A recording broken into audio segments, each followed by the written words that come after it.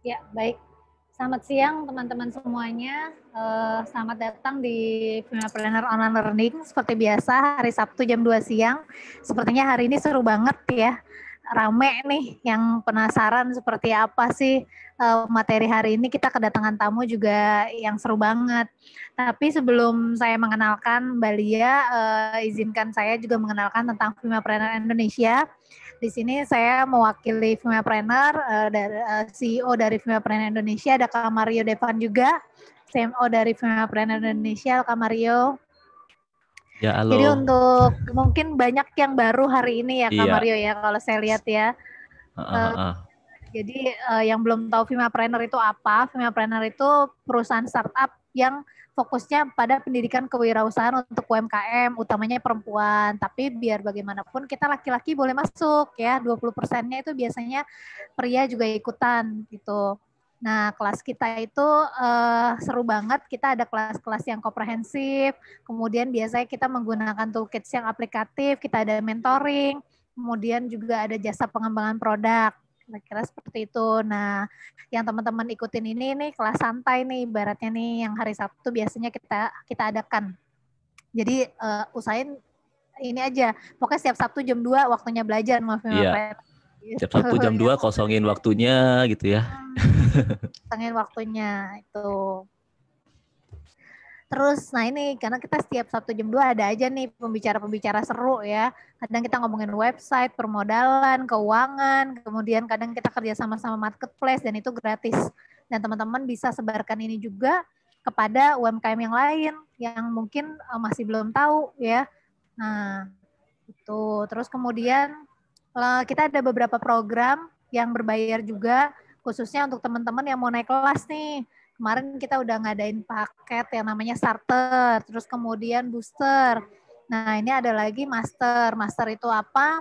Intinya ini kurikulumnya lebih dalam khusus untuk teman-teman yang mau menaikkan bisnisnya lebih go lebih tinggi lagi ya. Karena di sini kita akan ngomongin tentang affiliate marketing, manajemen produksi gitu, bahkan presentasi bisnis atau pitching. Jadi ini biasanya yang bisnisnya benar-benar mau digodok supaya jadi lebih bagus. Gitu. Ini silakan aja kalau mau daftar di grup juga biasa diinformasikan nih. Nah, kemudian yang teman-teman untuk yang butuh website, kita juga ada kelas khusus dan ini murah banget. Hanya 1,5 juta teman-teman bisa dapat website, kemudian bisa belajar SEO juga gitu. Ini kelasnya 4 hari belajar, tapi kita ada pendampingannya juga 30 hari, sama kayak tadi master. Tuh ya, jadi kita itu biasanya kelasnya begitu, ada pembelajaran intensif, kemudian ada PR-PR yang teman bisa kerjain, terus ada pendampingannya juga, ada mentoringnya juga. Apalagi kalau kayak gini, teman-teman bisa langsung dapat website, dan itu murah, dan bisa belajar langsung. Gitu. Nah, kemudian kita juga ada jasa, jadi buat teman-teman yang butuh logo, label gitu ya, itu bisa banget hubungin kami ya, dan itu bisa konsultasi juga gitu. Dan ini udah banyak beberapa teman-teman yang brandingnya udah cukup bagus sekarang gitu, karena logonya udah bagus, labelnya bagus gitu ya. Kami bantu untuk ke sana gitu, dan harganya juga menarik lah gitu, sangat enak di kantong gitu ya. Untuk yang mau bikin kemasan juga bisa gitu. Lalu kemudian, nah teman-teman follow ya Instagram kami, karena di situ banyak banget tips-tips dan informasi yang menarik gitu. Jadi jangan lupa di follow supaya nggak kelewatan nih informasi dari kami. Tuh ya. Terus kemudian, nah buat teman-teman yang ketinggalan ya, mungkin yang baru masuk, terus Kak, saya pengen tahu dong yang kemarin tentang marketplace atau mungkin tentang keuangan, tapi nggak sempat ikutin kelasnya atau baru masuk hari ini, teman-teman tinggal login gratis, masuk aja ke website filmpreneur.id, banyak banget kelas-kelas yang gratis yang bisa diakses ya, bahkan di situ materinya bisa dilihat, bisa dipelajarin. Tuh bahkan ada beberapa yang kita kasih free download gitu. Jadi misalnya kayak ada free download untuk pembukuan keuangan, misalnya seperti itu. Template-nya ya Kak Emi ya. Template-nya betul ya. Terus kemudian ada dari Tokopedia atau dari e-commerce yang lain, itu teman-teman udah bisa lihat dan itu gratis. Nah, jadi tinggal silahkan kayak hari ini juga ya, hari ini kalau udah selesai, nanti kita akan infokan juga linknya untuk yang belum bisa ikut, teman-teman yang lain bisa di-share gitu untuk bisa melihat informasi hari ini. Tuh. Nah, jadi yang hari ini ya kita akan bicara tentang sosial media content trends di 2021 bersama Mbak Nazulia Indah atau kita panggilnya Mbak Lia ya. Nah, nanti teman-teman akan belajar tentang sosial media konten, kemudian tren-trennya seperti apa yang terutama bisa diaplikasikan untuk UMKM. Nah, Mbak Lia ini secara singkat ya, Mbak Lia ini lulusan UI, Master Management, majornya marketing, dan minornya di Human Resource. Pengalaman saat ini sebagai asisten staf khusus Presiden Putri Tanjung. Jadi teman-teman yang tahu Putri Tanjung ini staf khususnya nih. Mbak Lia ini masih muda banget nih. Jadi ini masih muda tapi udah luar biasa nih Kak Mario. Sama kayak saya juga masih muda.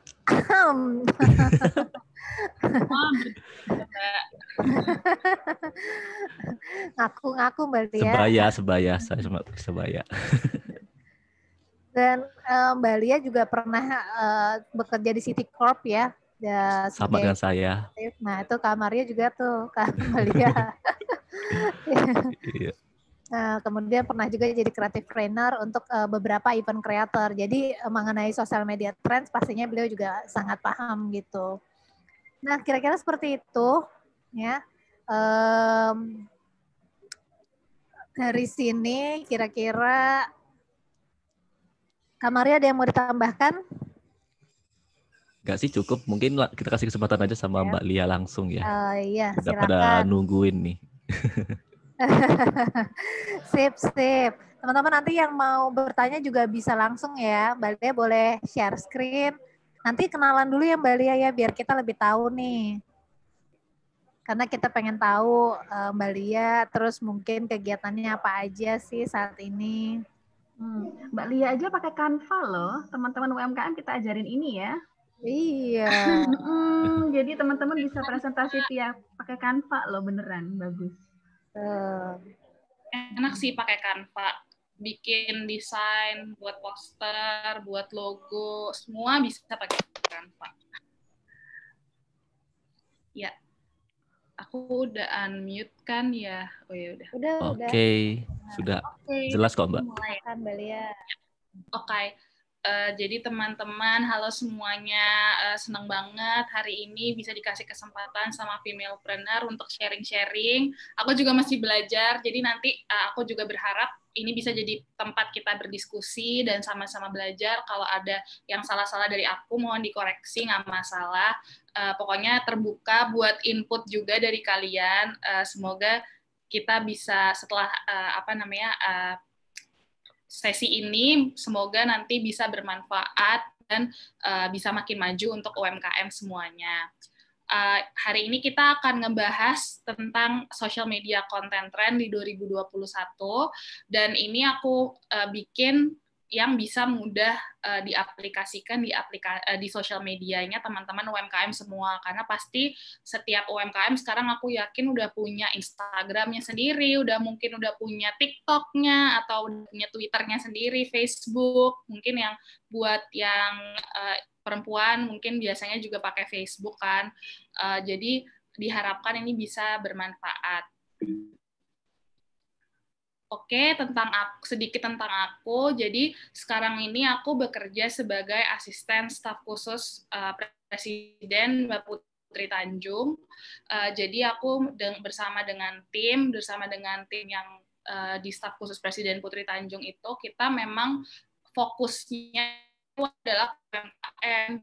Fokusnya adalah ke pemberdayaan UMKM, terus gimana supaya UMKM bisa terdigitalisasi, terus gimana juga dengan industri kreatif, jadi UMKM di industri kreatif seperti F&B dan fashion dan lain sebagainya gitu. Nah kemarin tahun lalu kita bisa ketemu sama Femalepreneur itu karena salah satu acara kita, salah satu gerakan dari Mbak Putri Tanjung yaitu adalah Pahlawan Digital UMKM. Jadi nanti teman-teman bisa cek juga di Instagram Pahlawan Digital UMKM. Siapa tahu nanti tahun depan atau tahun ini teman-teman bisa jadi pahlawan digital 2021. Nah, kita juga kita juga sering ngadain kelas-kelas sebenarnya, tapi mungkin kelasnya lebih kecil ya gitu. Jadi nanti kalau misalnya ada info-info, mungkin nanti bisa dicek di Pahlawan Digital UMKM. Oke, tadi juga udah sedikit dijelasin sama Mbak Emi tentang kuliah aku dan sebagainya. Jadi memang passionku sendiri itu di bidang marketing gitu, tapi dengan kesempatan yang udah dikasih Mbak Putri Tanjung, kita juga banyak banget ketemu sama UMKM. Jadi kita berharap bisa membantu UMKM lebih lagi. Oke, untuk di sesi kali ini aku berharap kita satuin pikiran ya, kita satuin mindset kita bahwa setelah sesi ini kita bisa lebih memahami gimana nanti cara bisa merencanakan konten, bisa membangun konten, dan bisa terus memperbaiki konten di media sosial kita, karena konten di sosial media itu nggak bisa satu kali sukses gitu, kayak nggak bisa kita satu kali post atau ibaratnya selama 2 bulan kita ngepost itu bisa kena gitu ke audiensnya. Jadi kayak pasti kita butuh yang namanya terus fine tuning supaya itu bisa kita tahu oh mana sih yang cocok, konten yang cocok ke audiens kita, mana yang mereka suka gitu. Nah, di 2021 ini mungkin juga teman-teman semua pasti tahu kalau di 2021 ini itu tahunnya TikTok ya. Di tahun lalu kita banyak nganggur di rumah, banyak waktu luang. Ya yang diliatin itu TikTok gitu kan. Pasti mungkin kalau buat yang ibu-ibu di rumah, mungkin anak-anaknya juga pasti udah doyan TikTok. Walaupun masih kecil juga sekarang kayaknya banyak juga anak-anak yang suka main TikTok. Nah, jadi kayak memang eranya lah gitu di TikTok ini. Dan pengaruh TikTok ini juga sampai ke sosial media lain gitu. Jadi mungkin kalau misalnya tahun-tahun sebelum TikTok, tahun-tahun sebelum 2020 ya, mungkin kalau sosial media itu kita udah cukup puas gitu dengan gambar image atau foto gitu. Jadi kita nggak main ke video, karena juga mungkin kalau secara effort, secara usaha, itu kan bikin video tuh nggak gampang kan. Pasti kita harus ngedit, kita harus banyak merhatiin lighting gitu. Sedangkan kalau misalnya kita foto atau kita bikin poster buat konten sosial media kita, kan kita masih bisa pakai HP gitu. Kayak misalnya kita cuman foto produk gitu, ya udah fotonya pakai handphone masih bisa gitu. Sedangkan kalau bikin video itu kan effort gitu. Nah, tapi karena adanya TikTok itu jadi membawa seperti tren gitu ya. Jadi kalau aku baca dari artikel waktu mau bikin materi ini, itu memang sekarang yang lagi meningkat banget adalah video. Jadi semua orang itu lagi suka banget dengan format video, karena menurut mereka kalau misalnya cuma foto, kita nggak bisa nih misalnya baju gitu ya. Lewat foto ya kita nggak bisa terlalu tahu, oh bahannya itu seperti apa ya gitu. Terus kayak misalnya feeling dari bajunya tuh kayak gimana kalau dipakai, kalau dia goyang kayak gimana gitu. Karena kan kadang-kadang foto tuh juga nipu gitu. Misalnya kita beli baju di online shop, pasti teman-teman juga pernah ngerasain kayak beli baju di online shop, di fotonya kelihatan bagus, tapi begitu dipakai kayak oh ternyata kok nggak nyaman segala macam gitu. Jadi kita harus bisa memanfaatkan si format video ini gitu, meskipun dengan misalnya editingnya pakai aplikasi-aplikasi gratis gitu, tapi memang sekarang orang-orang itu cenderung lebih tertarik sama video gitu. Nah, kenapa juga, ini sedikit fakta tentang TikTok. Jadi, TikTok itu sekarang udah setiap harinya dipakai 1 jam, minimal 1 jam sama usernya. Karena kan kayak mungkin buat yang punya TikTok juga tahu, kayak kalau di TikTok tuh kita tinggal scroll gitu. Kalau misalnya di Instagram, misalnya kita mau lihat artis kesukaan kita harus ngeklik dulu, harus cari dulu usernya. Tapi kalau di TikTok tuh kayak bener-bener semua ada di homepage kita gitu kan, di FYP kita. Jadi kayak tinggal scroll aja. Jadi itu bikin kita kayak oke, harus nontonin terus. Terus kalau misalnya di TikTok itu juga benar-benar setiap hari dipakainya. Jadi kayak 90% orang yang memakai TikTok itu emang buka TikTok setiap hari, termasuk aku. Terus TikTok itu udah sekarang merajai market teenagers atau remaja. Jadi memang sekarang itu karena memang mayoritas mungkin bisa dibilang mayoritas buying power yang memang menggunakan media sosial itu kan milenial sama remaja sekarang Gen Z ya sebutannya, kayak yang udah baru lulus SMA, yang baru mau masuk kuliah, dan baru mau lulus kuliah nih sekarang, ya ampun udah tua ya berasanya. Nah itu tuh mereka tuh lah yang bisa, sebenarnya mereka itulah konsumen kita gitu, karena sekarang mereka lah yang menggerakkan, bisa dibilang menggerakkan buying power gitu.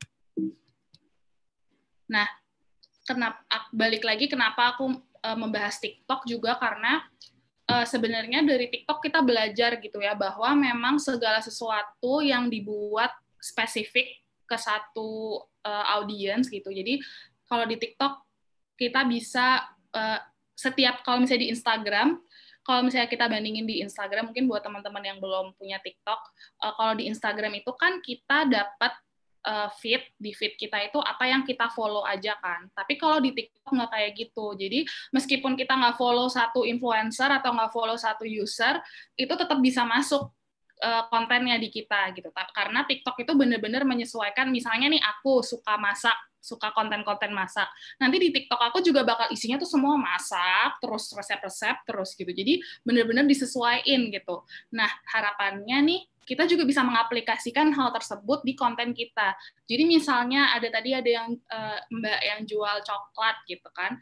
Nah, si coklat ini jadiin konten gitu, bukan cuman oke, aku jualan coklat. Hai guys, dibeli ya coklat aku 50.000 misalnya satu boxnya. Terus kayak ya udah cuman yang difoto itu cuman si box coklat, terus tapi mungkin kita juga bisa kasih konten yang menarik gitu. Kalau misalnya mungkin kalau di TikTok agak susah ya untuk UMKM gitu, karena kan random banget gitu yang bisa masuk di feed-nya orang gitu. Jadi mungkin kalau diaplikasikan ke sosial media lain seperti misalnya di Instagram teman-teman, itu mungkin lebih ke kayak oke, aku jualan coklat. Gimana nih supaya aku bisa ngembangin Instagram aku itu sebagai tempat di mana orang-orang yang suka coklat itu bisa menikmati konten-konten tentang coklat. Jadi kayak misalnya, oke, coklat, gimana sih cara pembuatan coklat gitu. Terus kalian mungkin bisa masukin juga behind the scene pembuatannya segala macam. Jadi buat kontennya itu bukan sosial medianya itu bukan hanya sebagai tempat jualan, tapi juga sebagai tempat orang bisa menikmati konten gitu. Oke. Nah, kenapa sih tadi kan ada pertanyaan ya, kayak kenapa sih konten di TikTok bisa sebagus itu, bisa sesukses itu, bahkan sekarang TikTok juga mengalahkan Instagram gitu kan downloadernya. Nah, karena memang satu-satunya cara untuk kita bisa memenangkan konten marketing itu adalah dengan membuat audiens kita, buat followers kita nih, itu merasa kalau kontennya itu dibikin buatku loh gitu. Jadi kita merasa ini loh konten yang memang cocok buat aku gitu. Jadi sekarang kita udah nggak bisa lagi main jualan kayak jualan coklat atau apa, kita udah nggak bisa lagi kayak gitu, karena memang sebenarnya untuk orang bisa follow sosial media kita itu kan harus bisa konten ini atau account Instagram ini tuh punya faedah buat kita gitu. Kayak sekarang mungkin aku bisa bilang mayoritas online shop yang aku beli itu belum tentu aku follow, karena kan sebenarnya yang penting kita ingat gitu kan, aku beli baju misalnya di toko ada namanya Audrey, ya udah aku beli Audrey, ya nggak usah aku follow gitu kan, karena toh aku bisa tetap lihat-lihat Instagramnya. Tapi untuk aku bisa follow itu kenapa? Karena Audrey itu setiap mau launching produk baru, dia selalu ngepost. Jadi kalau misalnya aku nggak follow, aku nggak bakal tahu produknya apa aja, bakal launching apa aja gitu. Terus kadang-kadang suka ada diskon buat followers gitu. Jadi kayak buat followers kita bakal ada diskon loh, cuman 1 jam gitu-gitu. Jadi kayak yang hal-hal kayak gitulah yang pada akhirnya tuh membuat kita, oke, aku harus follow nih gitu. Jadi kayak memang sekarang itu butuh kita tuh harus bisa men-treat audiens kita itu spesial gitu, karena kalau nggak gitu mereka nggak akan ya udah, mereka juga akan cuek sama kita gitu. Jadi kayak harus bisa membuat konten yang benar-benar seolah-olah itu memang dibuat untuk mereka gitu. Nanti kita bakal perlahan-lahan mengupas gimana caranya. Nah, oke, sekarang gantian nih, menurut teman-teman, mungkin bisa ditulis di chat box, menurut teman-teman siapa sih target market mereka gitu. Ini kan ada satu poster Bank Mandiri nih, satunya lagi Genius. keduanya sama-sama punya pesan Selamat Hari Pelanggan Nasional gitu, tapi keduanya itu juga punya cara yang beda gitu. Mungkin teman-teman bisa kasih tahu, bisa jawab di chat box ini buat siapa gitu. Misalnya, iya ada yang dari millennials atau siapa ini targetnya mungkin bisa millennials atau lebih ke orang tua, lebih ke Gen X gitu, Gen X baby boomers. Mungkin ada yang bisa jawab.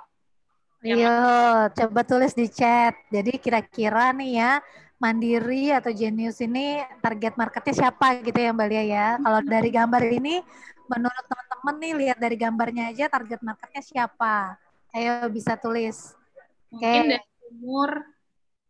Johanna, kalau Bank Mandiri itu profesional dan pekerja. Genius itu millennials. Kalau Mbak Debbie, Genius mungkin ke milenial ya Kak, lebih ke Gen Z katanya. Wah, benar semua nih jawabannya. Pak Yudit, Mandiri untuk pekerja eksekutif kantoran muda. Oke. Mbak Rinda yang Mandiri buat orang tua. Ini menarik nih jawaban dari Mas Yudit sama Mbak Sinung. Jadi memang targetnya tuh lebih, kalau Mandiri kita bisa lihat ya, ada gedung-gedung, terus mereka pakai blazer, pakai jas. Jadi itu kayak terlihat, oh targetnya nih pasti kantoran, orang-orang kantoran nih, eksekutif muda gitu kan. Kalau misalnya Genius nih, kita lihat orang-orangnya dari visual visual ilustrasinya itu mereka icon-iconnya pakai baju yang casual, jaket, terus ada yang bahkan pakai gelang, pakai kalung gitu kan, kayak lebih anak kekinian gitu kan. Nah, berarti memang mereka menyasarnya tuh milenial. Jadi benar banget nih semuanya. Makasih udah jawab. Jadi memang dari sini kita bisa ngelihat kan gitu bahwa setiap bahkan brand-brand besar itu juga punya visualisasi terhadap audiens mereka gitu. Kalau misalnya nih kita anak millennials atau kita anak generasi Z ngelihat poster yang di Bank Mandiri, mungkin kayak ngerasa aduh bosan banget. Karena mereka tuh ya ini kayak gini agak kaku gitu ya, agak lebih formal. Nah, kalau kita ngelihat yang Genius, kita diucapin selamat hari pelanggan dengan visual-visual yang lucu, itu kan pasti kita jadi lebih ngerasa wah bagus banget ya gitu, karena memang lebih relate ke kita sebagai anak muda, anak millennials, anak generasi Z yang memang suka hal-hal yang lucu. Dan ini kan bener-bener kita banget nih yang pakai baju casual segala macam. Kalau Bank Mandiri mungkin lebih resonate ke orang tua gitu kan, misalnya orang yang lebih tua, bukan orang tua, orang yang lebih tua gitu kan, yang 40-an ke atas misalnya, kayak mereka mungkin merasa akan dihargai gitu. Nah, hal-hal kayak gini tuh sesederhana ini bisa kita tampilkan juga gitu dengan konten-konten kayak gini. Jadi kayak kita harus bisa membuat audiens kita itu merasakan, oh aku itu bagian loh dari target marketnya akun ini gitu, misalnya Bank Mandiri gitu atau Genius kayak gitu. Mungkin agak aneh juga ya kalau misalnya Genius tiba-tiba ucapannya kayak Bank Mandiri gitu kan. Oke, nah ini ada quotes dari marketer favoritku, namanya Seth Godin. Mungkin teman-teman juga bisa dicari bukunya di toko buku, itu bagus banget karena beliau selalu mengedepankan bahwa kita itu sebagai orang, sebagai konsumen, kita itu bukan beli barang berdasarkan jasanya aja, bukan beli barangnya aja. Tapi kita juga beli the relationship, terus cerita dari brand gitu. Ibaratnya magic dari sebuah brand gitu. Misalnya aku beli sebuah, misalnya tadi ada Mbak yang jual masker organik gitu kan. Misalnya nih Mbaknya itu menceritakan bahwa kalian tuh sadar nggak sih kalau kita itu udah membuang limbah banyak banget dengan kita menggunakan masker non organik, menggunakan masker medis, itu kan sampahnya banyak banget. Terus si Mbaknya bisa build story dari itu, membuat orang-orang simpati, terus akhirnya beli produk itu. Kenapa? Karena kan pasti ada, ibaratnya kayak kita merasa terketuk kayak, oh iya ya gitu. Jadi kayak ada story gitu, ada cerita. Jadi dia bukan cuma beli masker organik itu. Ya oke, aku beli masker organik. Tapi kenapanya gitu, kayak kenapa dia mau beli masker organik itu ya karena ceritanya gitu kan. Jadi mungkin memang sekarang itu udah bukan zamannya lagi kita hanya cuma jual barang, tapi kita sebenarnya tuh jual cerita di balik si produk tersebut gitu. Kayak Netflix, Netflix itu menurutku salah satu brand besar yang berhasil gitu ya untuk melokalisasi brandnya. Karena kan kalau misalnya kita dulu mungkin melihat, oh ya nonton drakor, aku dulu zamannya beli DVD bajakan gitu ya. Nah, sekarang Netflix itu memberi experience bahwa, menonton konten itu ya lewat Netflix, ada kebanggaan gitu, kalau kita pakai Netflix gitu kan. Karena memang mereka itu menjual cerita gitu. Kayak ini Netflix di konten sosial medianya sering bikin meme-meme gitu, kayak aku, serial baru, ini temanku, kayak ibaratnya tuh kayak bikin sesuatu yang relatable gitu loh. Karena kan kita kalau misalnya sekarang itu nonton drakor belum selesai, udah ada lagi nih cekokan drakor baru gitu kan. Itu jadi kayak sesuatu yang memang relatable banget gitu, yang memang kita sehari-hari ngelakuin itu gitu. Jadi memang Netflix ini caranya untuk dia masuk market di Indonesia yaitu dengan lokalisasi kontennya, ibaratnya konten-konten bule, konten-konten Korea yang dia punya itu tuh dibuat sedemikian rupa supaya bisa kena ke market di Indonesia gitu. Nah, untuk bisa membuat konten yang memang relate gitu, mungkin dari tadi kata kunci yang aku pakai itu relatable gitu ya, yang memang buat kita tuh merasa, oh memang itu buat aku, spesial buat aku. Nah, untuk bisa membuat konten yang seperti itu, tentu kita harus bisa mendefinisikan audiens kita dengan baik gitu. Jadi dari umur, terus statusnya, mungkin status sosialnya tuh lebih ke kayak mungkin kita sekarang kenal ses A, ses B, ses C, ses D gitu kan. Terus tapi sebenarnya ses A, ses B, ses C, ses D itu kurang relevan ya untuk dunia sekarang, untuk 2021 ini, karena sebenarnya sekarang lebih baik kita mendefinisikan audiens kita itu dari behavior-nya, dari cara mereka berperilaku gitu. Jadi mereka itu nontonnya apa? Mereka kalau naik kendaraan umum tuh apa? MRT kah, busway kah? Jadi kita lebih spesifik ke cara dia kehidupan dia sehari-hari gitu, behavior mereka sehari-hari. Mereka tuh denger musik di mana? Di YouTube kah? Atau pakai Spotify? Mereka suka lagu apa? Suka K-pop kah? Atau suka yang barat-barat gitu kan? Jadi lebih spesifik ke situ. Karena kalau ses A, ses B, ses C itu kayak lebih ke apa ya? Ibaratnya kita tuh nggak mau kan mengkotak-kotakan audiens kita ke status ekonominya, karena sekarang kayaknya orang tuh lebih, kalau itu barang aku butuhkan ya aku pasti akan beli gitu. Mau harganya seberapa, aku bakal ngusahain. Nah, kita tuh aim-nya tuh ke situ gitu. Kita membuat produk kita itu jadi seberharga itu sampai orang dari status ekonomi manapun itu mau gitu. Nah, terus dari education-nya gitu, dari goals-nya apa, jadi tujuan mereka tuh apa, mimpi mereka apa, apakah mereka mau jadi penyanyi atau mereka mau jadi apa gitu kan. Terus preference-nya tadi, kayak misalnya mereka suka coklat. Nah, mereka suka coklat yang kayak gimana sih? Misalnya kita jual baju, mereka suka baju yang kayak gimana, bahan rayon kah atau linen gitu-gitu. Jadi kayak preference mereka tuh apa gitu. Lalu habit mereka seperti apa? Misalnya habit mereka itu kalau mereka belanja online, oh mereka tuh selalu ngelihat dulu nih influencer lagi pakai apa, baru deh mereka belanja sesuai influencer yang mereka suka gitu. Jadi habit-habit lebih ke habit belanja gitu ya, kayak yang kalau misalnya saya juga kalau misalnya mau belanja itu lihat dulu nih Tasya Farasya pakai apa gitu, apalagi kalau kulit beruntusan misalnya pakai apa ya gitu. Jadi kadang-kadang kan kita suka ngelihat yang kayak gitu.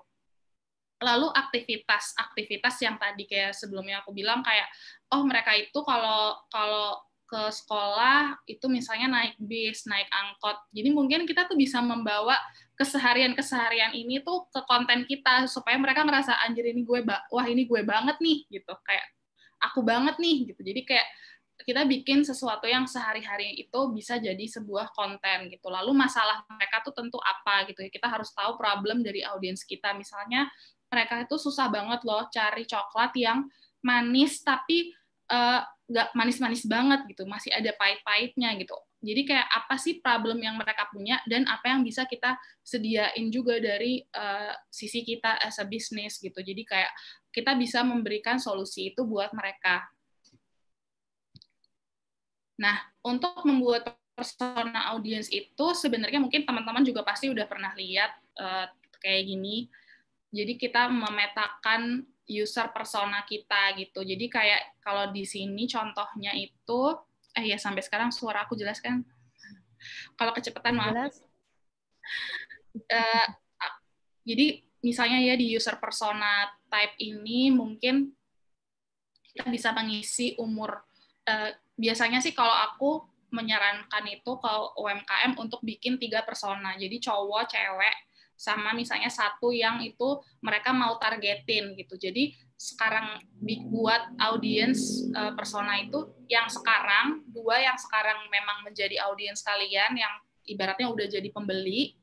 Nah, 1 itu bikin audience yang ini target kita nih berikutnya. Jadi supaya kita bisa punya target dan bisa menyesuaikan. Nanti aku pengen punya pembeli yang lebih arahnya misalnya ada switching, misalnya sekarang pembelinya masih lebih ke generasi X, lebih ke yang eksekutif. Nah, pengen nih menyasar juga yang millennials, dibikinlah nih si audience personanya si millennials ini. Jadi biasanya tuh dibikinnya 3 gitu biar lebih bervariasi.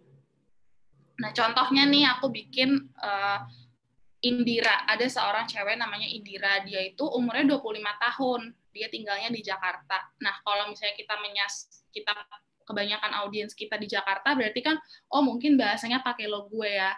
Nah, kalau misalnya ternyata mayoritas audiens kita tinggalnya di Jogja atau di Sulawesi, berarti kita pakai bahasanya Indonesia kali ya, biar mereka nggak roaming gitu kan. Mungkin pakai bahasa Jawa sekali-sekali nggak apa-apa, karena toh mayoritas audiens kita dari Jawa gitu kan. Jadi sebenarnya ini bermanfaat banget sih untuk berbagai macam cara. Kayak bisa kita mainin gitu. Dia tuh single, sedang mencari pacar gitu. Wah, berarti kebanyakan audiensku ini kayaknya belum nikah deh, ini dilihat dari foto-foto profilnya. Kayaknya masih single gitu. Terus mungkin tadi ada yang jual coklat gitu ya, Pak, contohnya itu terus. Jadi kayak, ya coklat buat misalnya hari kasih sayang gitu, kayak beliin yuk buat pacar kamu atau buat gebetan kamu gitu-gitu kan. Terus misalnya dia lulus dari BINUS gitu. Nah, kelihatan nih kalau dia lulus kuliah berarti kan kegiatannya sehari-hari kayak gimana gitu kan. Dia bekerja di Gojek sebagai PR, terus influencer favoritnya adalah Tasya Farasya dan MG Dalena. Berarti dia suka make up tapi dia juga suka masak gitu, suka makanan. Jadi nanti kita bisa bikin konten-konten yang lebih relate, kayak misalnya kalau kita jual make up ya berarti dia suka Tasya Farasya, berarti aku endorse-nya juga ke Tasya Farasya kalau bisa gitu.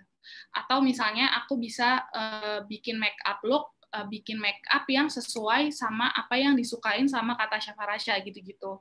Terus selalu update IG story, berarti kalau dia suka update IG story, dia seneng nih kayak kalau misalnya kita mention gitu, audiens kita mention segala macam.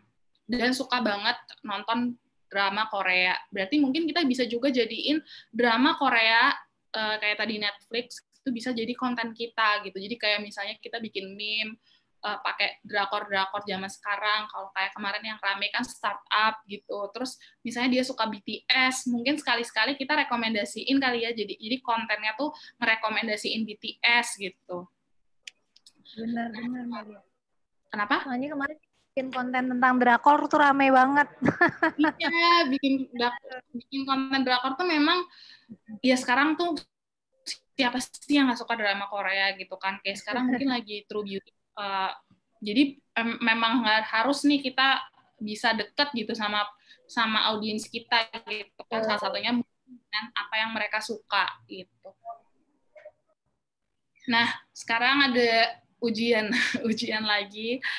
Nah, kira-kira nih kalau dari poster sama dari captionnya McDonald's, ini tuh kira-kira mereka siapa nih personanya? Kayak bisa mungkin dibikin kayak yang tadi aku bikin, mungkin lebih singkat nggak apa-apa. Jadi kayak misalnya, berarti ini berapa umurnya, terus kira-kira dia kerja atau dia sekolah, masih sekolah, ataukah dia udah orang tua gitu-gitu. Mungkin boleh diisi teman-teman di chat box.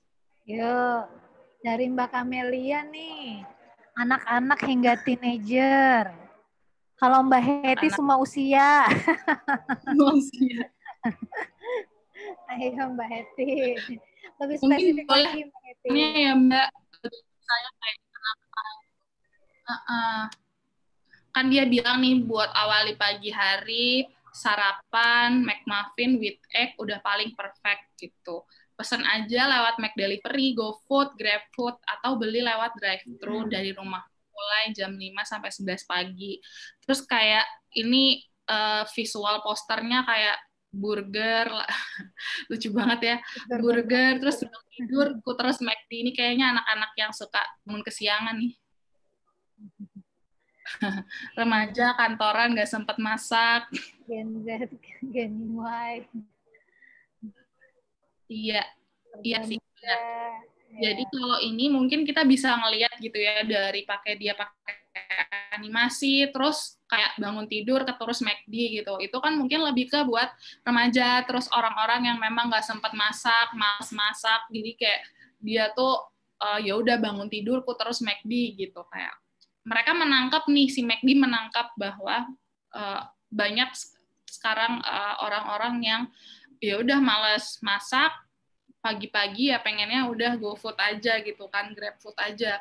Jadi biar nggak usah repot-repot lagi masak, jadi tinggal makan gitu. Nah, dia menangkap itu, terus ya udah dia bikin lah ini bangun tidur, terus McD, dan pesannya bisa lewat McDelivery, GoFood, GrabFood. Nah, ini bener banget orang yang mager. Jadi itu mendefinisikan banget ya orang yang mager gitu, kayak ya ampun mager banget sampai bangun tidur ya udah langsung pesan makan aja gitu.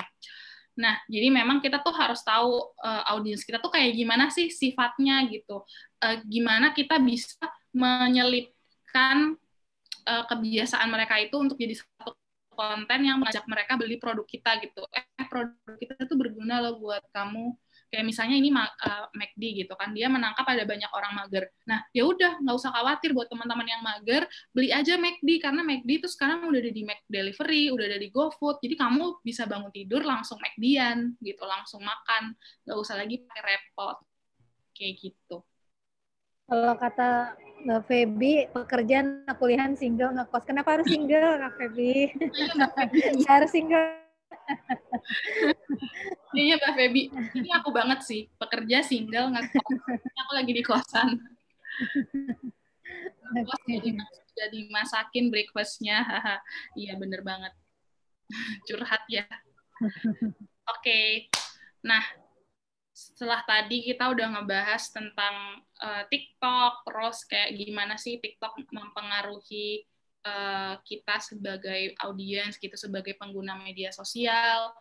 Terus juga kita udah ngebahas gimana sih sebenarnya cara untuk bisa kita menggayat, mengengage gitu ya, kalau bahasa sekarangnya tuh engage gitu kan, engage audiens kita gitu ya. Caranya adalah ya pasti kenalan gitu kan, kenalan sama audiens kita.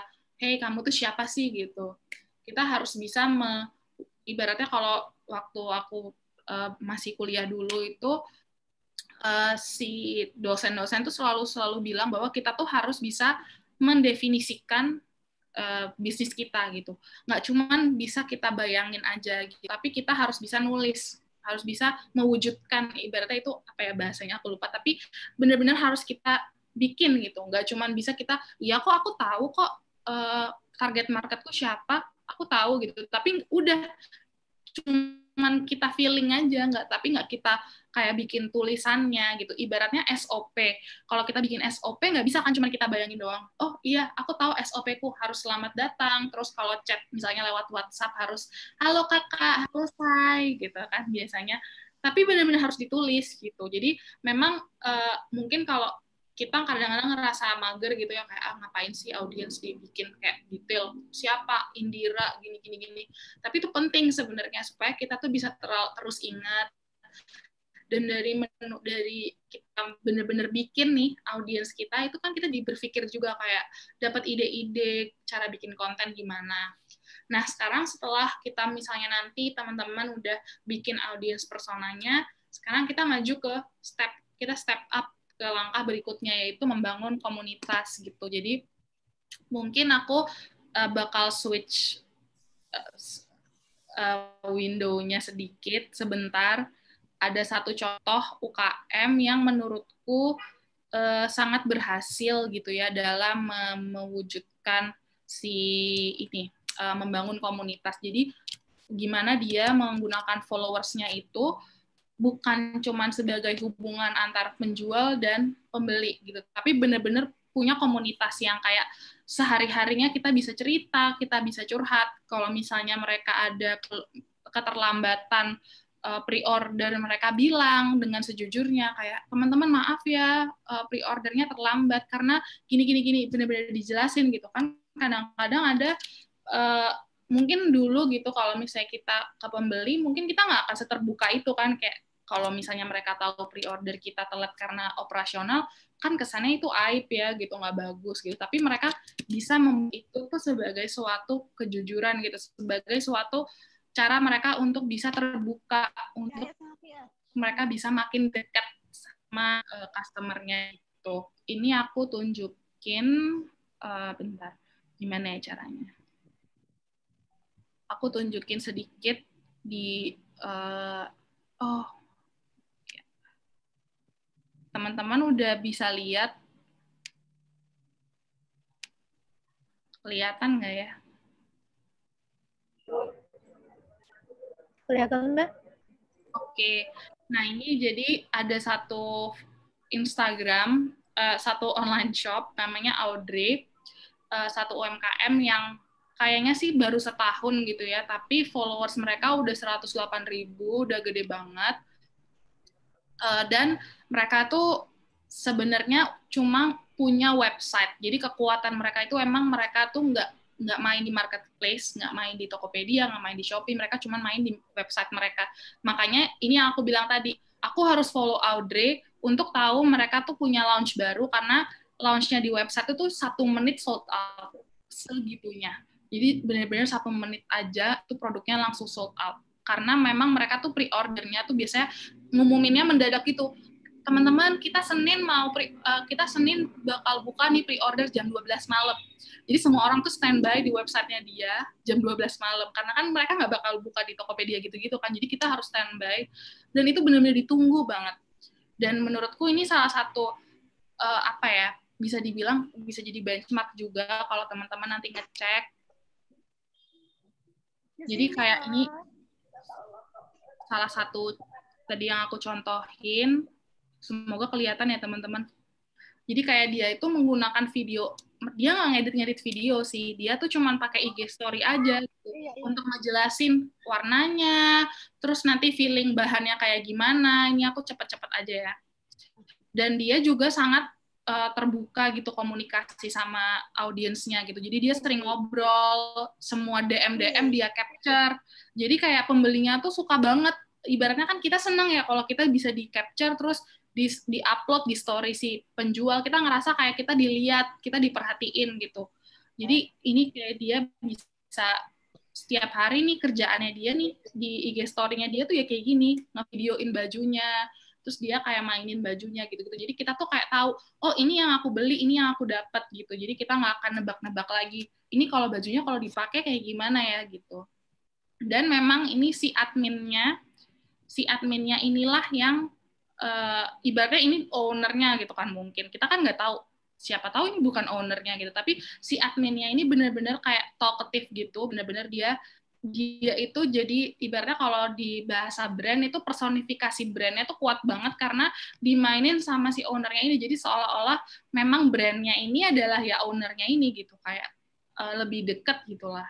Jadi bukan ngelihatnya brand Audrey ini bukan sebagai merek, tapi kita ngelihatnya itu sebagai orang gitu, sebagai persona. Ini berarti cuma satu orang ya dia ininya ya Kak? Iya. Jadi yang ya. Kalau bisa kita lihat, ini kan dia doang nih, modelnya tuh cuma satu, dan dia, jadi kayak mungkin kalau ibaratnya, misalnya kita WA ke orangnya, kita pasti ngerasanya si adminnya nih dia nih yang balas. Mungkin jadi brand ambassador padahal bisa jadi ya. Padahal kan mungkin bukan kayak gitu. Ada satu temanku juga yang bikin produk kosmetik, tapi aku lupa namanya apa. Dia tuh sebenarnya bukan ownernya, teman-teman. Jadi temanku ini sebenarnya itu kalau nggak salah cuman bekerja sebagai admin. Tapi karena memang temanku ini suka cerita, suka main sosmed, akhirnya dibikinlah jadi seperti BA-nya. Padahal bukan dia ownernya, tapi setiap hari orang ini terus yang Instastory. Terus dia kayak jadi manggilnya juga kayak teman-teman gitu. Jadi kayak lebih akrab gitu ya. Jadi sekarang mungkin emang banyak juga brand yang ngelihat, oh emang sekarang itu nggak bisa lagi nih kita jual barang aja, tapi memang kita harus memperlihatkan siapa sih di balik brand ini gitu. Jadi kan pasti lebih trust. Oke. Aku share lagi yang ini Menarik udah. banget.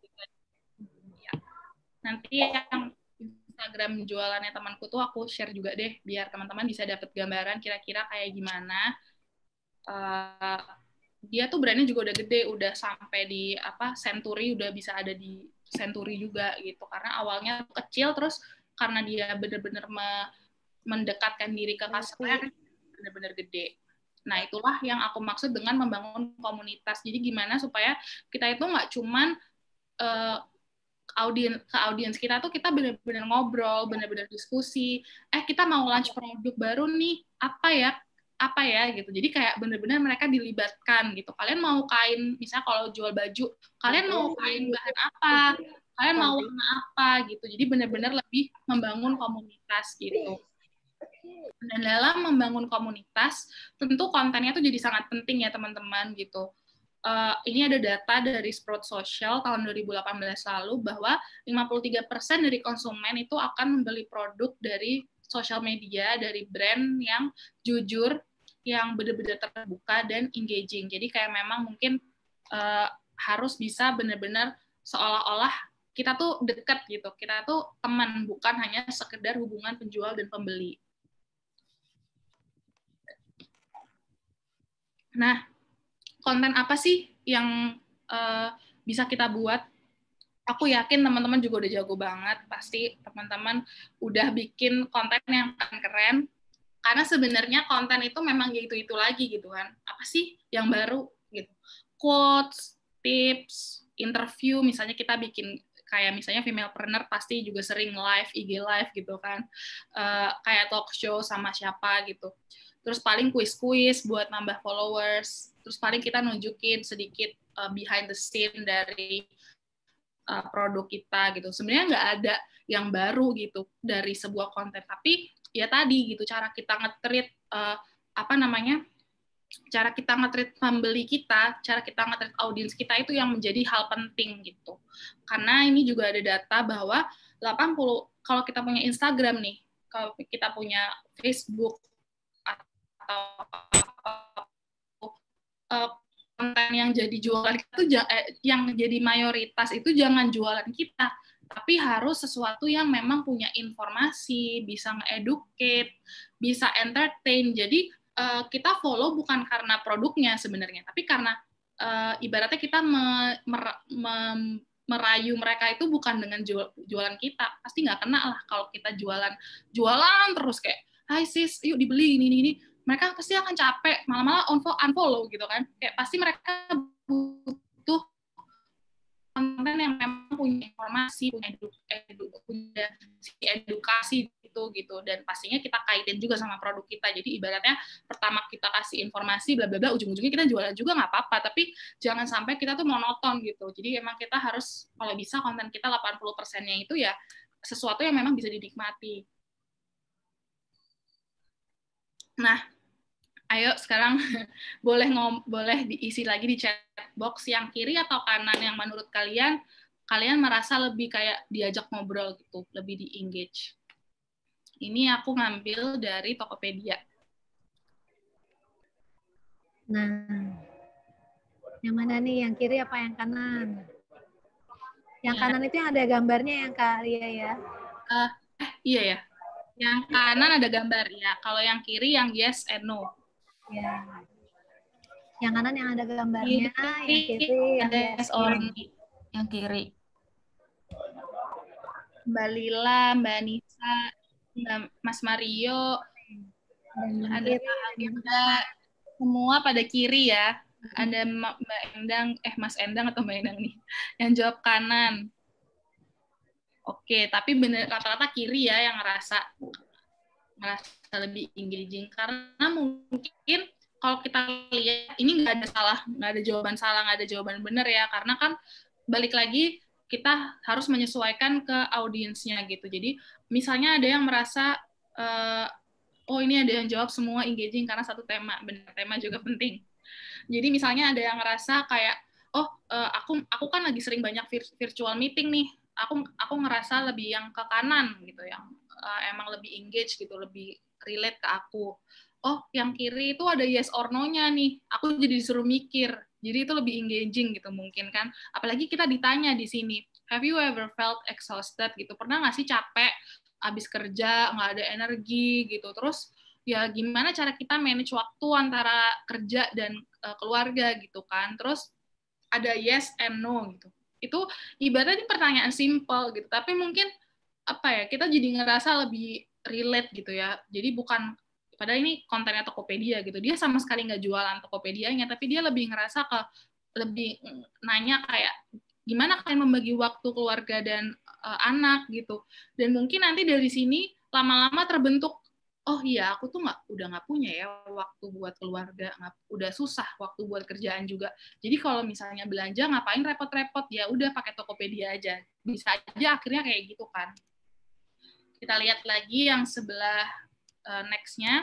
Menurut kalian mana nih yang lebih engaging? Yang kiri, masih tetap yang kiri atau yang kanan? Kalau tadi kan mayoritas pilih kiri ya. Kalau sekarang yang mana? Yang kanan ini kita ditanya, bayangin nggak punya kuota internet pas lagi pandemi. Pasti banyak yang merasakan itu. Iya. Pandemi, udah nggak bisa keluar. Kata Anissa, karena relate. Relate, pakai E-nya 2. Udah mager di rumah, nggak ada kuota. Yang kanan lebih horor. Jujur aku lagi nggak punya kuota. Jadi ini kalau lagi nggak ada wifi, hilang udah. Sekarang tuh karena di rumah, jadi kayak ya udah bergantung sama wifi. Jadi paham ya sekarang di sini teman-teman, kayak kita ngelihat, kita tuh nggak usah susah-susah loh cari sesuatu yang relatable. Apa yang ada di diri kita yang misalnya kayak ini Mbak Feby bilang yang kanan lebih horor gitu kan. Kita bayangin aja nggak punya kuota saat lagi pandemi gitu kan, itu pasti bisa ningkatin banget relatability gitu. Hal-hal yang kayak gini nih bisa meningkatkan relatability gitu. Misalnya ternyata teman-teman jual pulsa, wah kena banget nih pasti langsung pada beli pulsa gitu kan, karena kayak horor banget ngebayangin kita tuh nggak punya pulsa. Nah, kalau ini kita main ke yang lebih informatif gitu. Mana nih, yang kiri atau yang kanan?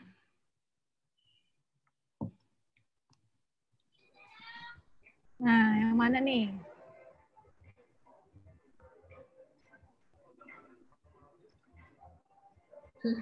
Mbak Anissa, salah kiri. Iya dong. Iya. Jadi berantem nih, kanan Iya. Jadi pengen pizza. Kanan. Kalau nggak kanan ya kiri gimana sih Kak Mario nih? Oke. Kalau yang ini mungkin secara informatif itu lebih ke yang kiri ya, mungkin karena kan dia memberitahu bahwa protokol di dalam bioskop tuh harus kayak gimana. Nah, ibaratnya apa aja sih yang kita udah nggak bisa lakuin lagi di bioskop gitu kan, itu mungkin lebih informatif. Kalau yang kanan itu mungkin lebih inspiratif ya, yang kayak membuat kita lebih kayak berpikir, oh iya ya, ternyata ketakutan itu bikin nggak percaya diri. Mungkin ini cocok buat misalnya yang jual baju gitu ya, kayak oh sebenarnya tuh yang bikin kita nggak pede pakai baju model A, model B itu cuma di pikiran kita aja gitu. Jadi sebenarnya kita harus lebih,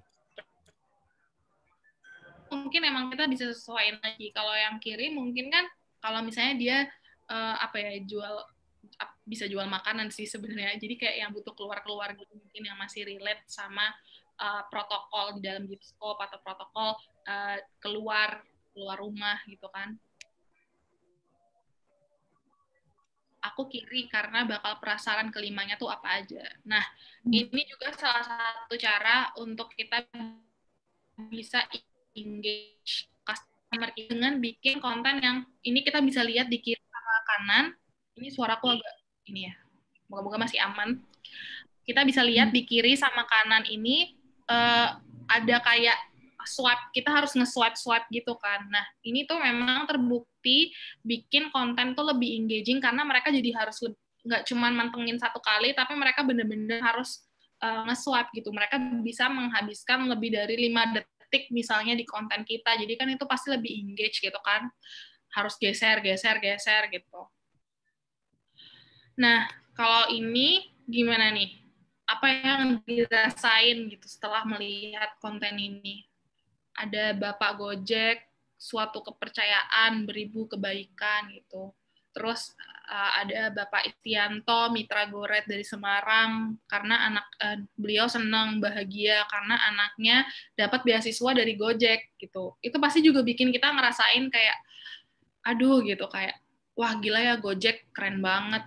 Dia nggak cuma perusahaan yang memberdayakan abang-abang Gojek, tapi bahkan keluarganya juga dikuliahin gitu, dikasih beasiswa. Jadi pasti kita akan ngerasa lebih engage, kita akan merasa lebih, oh ternyata Gojek ini bukan cuma sekedar brand yang peduli sama mereka gitu, tapi benar-benar juga peduli sama masa depan anak-anaknya itu. Nah, kalau iya terharu ya. Nah, cara kita bisa mendapatkan perhatian, mungkin ini juga teman-teman femalepreneur pasti udah diajarin nih sama femalepreneur gitu kan tentang AIDA, pasti udah bosen, semoga nggak, tapi moga-moga nggak bosen ya. Jadi kita bikin konten itu memang harus punya si AIDA ini nih gitu. Ini tuh paling basic, tapi udah deh nggak akan mau 2020, 2021, 2023 kayaknya juga semoga masih bisa relate gitu ya, karena memang AIDA ini tuh kita tuh memang pasti kan kayak ibaratnya kita kenalan gitu ya sama teman kita, pasti kita juga akan pertama memperhatikan, terus kita tertarik nih karena misalnya dia ternyata juga suka hal yang kita suka, terus akhirnya jadi ada rasa desire gitu yang lebih kuat untuk bisa temenan, terus akhirnya kita action, kita benar-benar akhirnya menjalin sebuah pertemanan gitu kan. Nah kalau misalnya di konten kita tuh gimana sih caranya gitu, ini maaf nggak konsisten bahasanya, ada bahasa Indonesia, ada bahasa Inggris, blonteng-blonteng. Cuman gimana cara kita menarik perhatian audiens kita ya, kayak kita manggil teman gitu. Kalau misalnya kita manggil itu kayak, kamu manggil siapa gitu kan. Tapi kalau kita dipanggilnya nama, Lia gitu, baru kita kayak akan ini kan attention gitu. Kita bakal kayak, oke, apa nih gitu. Kayak contoh-contohnya bisa contohnya itu kayak memanggil para jomblo gitu. Biasanya di awal-awal konten tuh bikin sesuatu yang kayak membuat mereka wah apa nih gitu. Ya itu kayak tadi memanggil kita gitu.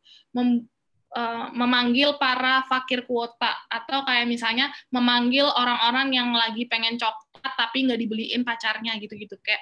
Jadi kita mainin sesuatu untuk bisa narik perhatian mereka gitu dari panggil-panggilan ini gitu.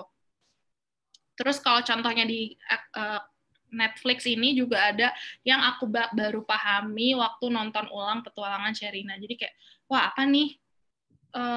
Pas kenapa nonton ulang, ada apa nih? Ternyata misalnya ada waktu itu kan sempat viral ya, ternyata ada orang misalnya sebenarnya kameramennya kelihatan segala macam gitu. Jadi kayak, wah kenapa nih gitu, bikin kita penasaran gitu. Terus survei kecil-kecilan gitu, misalnya siapa karakter yang paling bikin emosi di The World of the Married nih buat ibu-ibu, mbak-mbak yang masih ingat. Dan kenapa Liteo gitu, kayak langsung kenapa Liteo gitu, kayak emang Liteo ini yang paling bikin emosi gitu kan di The World of the Married. Maaf buat yang roaming ya, buat yang nggak nonton.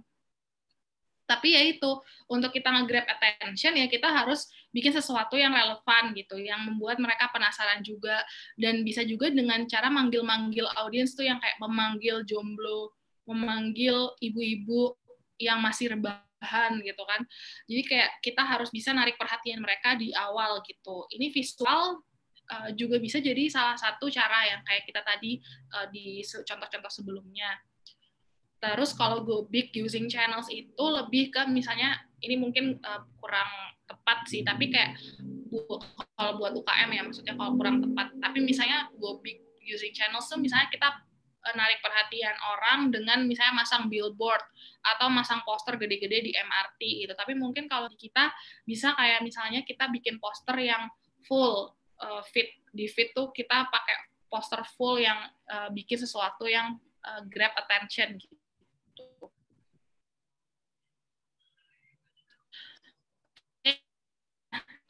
Selanjutnya itu pasti interest gitu kan. Gimana sih supaya kita bisa membuat audiens kita tuh tertarik?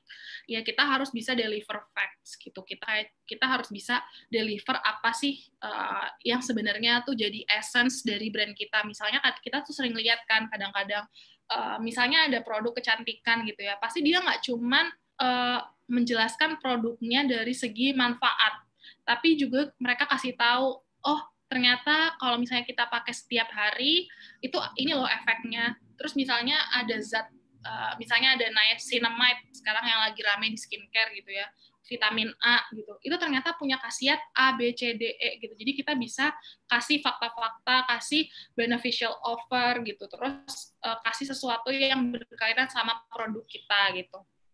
Kalau beneficial offer nih kayak kita bisa kasih sesuatu yang khusus buat followers kita, misalnya kita cuman kasih diskon buat followers kita gitu. Jadi kayak hal-hal yang kayak gitu yang membuat mereka merasa oh emang aku harus wajib nih follow gitu. Terus play with statistics gitu. Jadi kayak misalnya kita kasih data-data yang menarik gitu.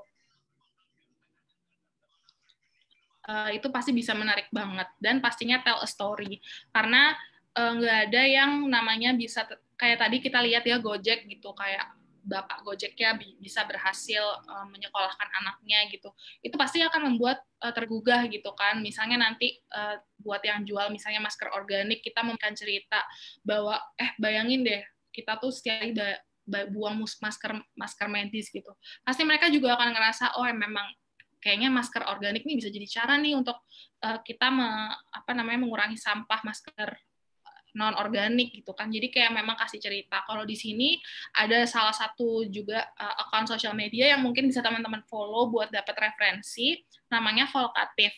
Jadi dia itu kayak mengingatkan gitu kayak waktu sebelum tahun baru kemarin kayak H-100 sebelum 2021 gitu. Jadi dia kayak bilang 2020 tinggal 100 hari lagi nih, nggak berasa kan, bla bla bla. Jadi kayak kita tuh diajak ngobrol gitu, wah iya sih bener juga 2020 tinggal dikit lagi gitu. Mulai aja apapun yang lo mau, sekecil apapun itu masih banyak waktu. Kalau nggak salah ini tuh juga ujung-ujungnya iklannya Tokopedia deh kalau nggak salah. Jadi kita tuh sebelum bisa menawarkan produk, kita harus kasih tahu dulu nih story-nya apa.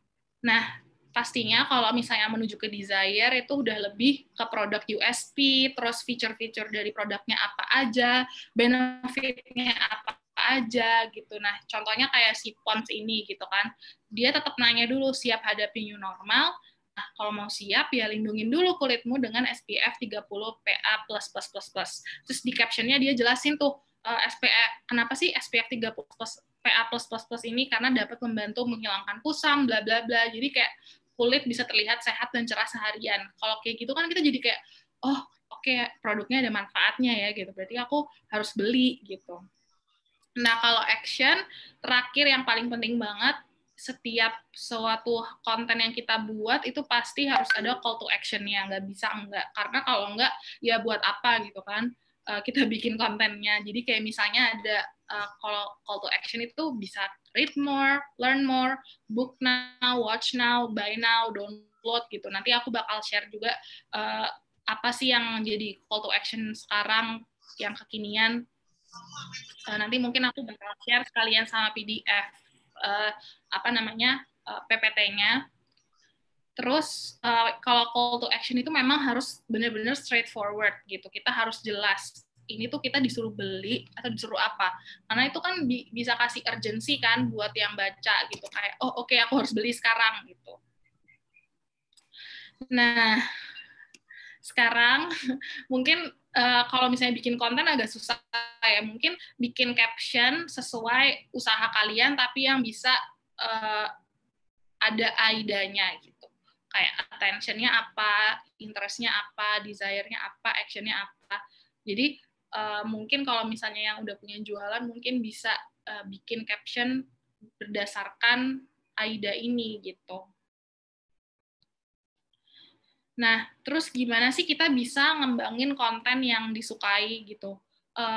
Kita tuh harus bisa punya brand yang oke dulu gitu kan pasti. Ibaratnya untuk sebelum kita bisa bikin konten, kita juga harus mikirin brand kita itu seperti apa gitu. Karena nggak mungkin kita bisa punya konten yang engaging kalau kita sendiri nggak tahu brand kita itu seperti apa sebenarnya gitu. Jadi mungkin bisa pakai ini 3 wheels gitu yang bisa ngasih tahu sebenarnya brand value kita tuh apa gitu, misi dari brand kita apa, visinya apa, terus kita mau fitur-fiturnya itu apa aja gitu, terus kita maju ke brand identity kayak logo, foto, color-nya itu kalau misalnya kita buka Instagram-nya misalnya kita brandnya misalnya warnanya pink gitu, kayak Baskin Robbins kan warnanya pink. Jadi kayak semuanya warnanya pink gitu, jadi harus konsisten. Terus kalau misalnya dari brand strategi, kayak gimana marketnya gitu, gimana customer experience-nya waktu kita WhatsApp, apakah dipanggil sis, dipanggil say gitu, atau hal-hal yang seperti itu. Jadi kayak kita harus bisa mendefinisikan juga nih gitu brand kita itu seperti apa, supaya nanti teman-teman waktu bikin kontennya juga bisa lebih mudah. Nah, ini juga ada ABCs of social media marketing gitu, yang sebenarnya sama kayak AIDA, tapi mungkin ini lebih ke brandnya juga gitu. Pertama adalah kita harus create awareness gitu, bahwa konten itu hanya akan bekerja kalau misalnya kita tahu jelas audiens kita siapa, kepada siapa kita menargetkan konten kita gitu ya, produk kita. Apakah kita menargetkannya ke millennials atau kita ke pekerja gitu. Jadi misalnya nggak mungkin kan kalau misalnya kita bikin produk masker organik tapi buat anak-anak, karena kan anak-anak belum belum ngerti gitu yang kayak gitu-gitu. Terus misalnya kita jual coklat tapi kita konten-kontennya malah bikin konten yang sakit gigi gitu kan, kayak ya itu nggak nyambung gitu kan. Jadi kita emang harus bisa benar-benar ngelihat secara keseluruhan apa konten yang cocok yang bisa membuat orang juga tertarik sama produk kita. Terus kita juga harus memastikan bahwa brand kita tuh bisa relate gitu. Dengan relate nanti orang akan percaya sama kita gitu. Jadi kita kasih benar-benar kayak yang tadi aku contohin Audrey itu, bahkan sekecil pre-ordernya terlambat sampai barangnya terlambat, itu jujur gitu, dia menyampaikan gitu. Jadi kan orang tuh jadi percaya gitu ya kalau misalnya ada ada benar-benar mereka tuh jujur, nggak cuman oke, pre-ordernya terlambat gitu, tapi nggak dikasih tahu alasannya apa, terus kayak digantungin bahkan lebih parah gitu. Tapi kalau ini tuh benar-benar dikasih tahu gitu. Terus tadi juga berkaitan sama brand kayak logo, color gitu, terus targetnya siapa gitu. Itu tuh membantu banget untuk konsisten gitu, karena kalau nggak gitu nanti kita akan ya lari-lari gitu kan, nggak jelas arahnya kemana. Nah, kalau misalnya membuat konten itu memang harus telaten gitu, makanya mungkin kita lihat gitu ya, kalau brand-brand gede pasti udah pakai agency lah apa, cuman sebenarnya kita bisa kok sendiri gitu. Apalagi sebenarnya kalau misalnya kita punya usaha kan kadang-kadang semuanya kita yang ngelakuin gitu kan. Jadi mungkin emang harus kita punya waktu khusus untuk kita bikin konten ini, karena dalam membuat konten itu memang nggak bisa sekali jadi gitu ya. Jadi kayak kita harus analisa dulu topiknya apa gitu, lalu kita brainstorm, wah apa ya yang udah aku pernah baca, ada ide apa, ada riset apa, terus kita otomatis harus bisa ngeplan itu dari waktu, terus gimana supaya bisa bikin bisa sempatin untuk revisi, sempatin untuk riset, Terus habis itu baru nulis kontennya aja, udah kontennya pasti berdraft-draft gitu ya kan, nggak bisa sekali jadi. Belum lagi nanti ada typo, terus posternya ternyata salah atau apa segala macam. Jadi kayak memang kita tuh harus bisa meluangkan waktu untuk riset, dan kita harus bisa terus upgrade konten kita gitu. Jadi kayak nggak cukup puas sekali aja gitu dengan satu konten gitu. Jadi kalau bisa dibagi ke step-step, mungkin kayak kita udah buat nih konten plan-nya seperti apa selama 1 bulan atau selama 1 minggu. Jadi mungkin lebih enak ya. Jadi kayak misalnya weekend kita bikin kontennya, jadi nanti setiap harinya ya udah tinggal upload sama mungkin kayak kalau revisi ada sedikit-sedikit salah gitu. Jadi kita lebih enak gitu kerjanya. Terus step ketiga pasti analisa konten. Kenapa dianalisa? Jadi ini hal-hal yang bisa kita analisa tuh contohnya impressions. Aku yakin juga teman-teman femalepreneur nih udah lebih jago ya. Mungkin aku udah kudet. Jadi kalau misalnya impressions itu kan memang penting banget gitu. Kayak berapa kali sih post kita tuh muncul atau dilihat ke media sosial gitu kan. Kita sekarang kan udah bisa banyak banget yang bisa kita cek kayak profile visit udah 65 orang gitu. Website kliknya udah 1.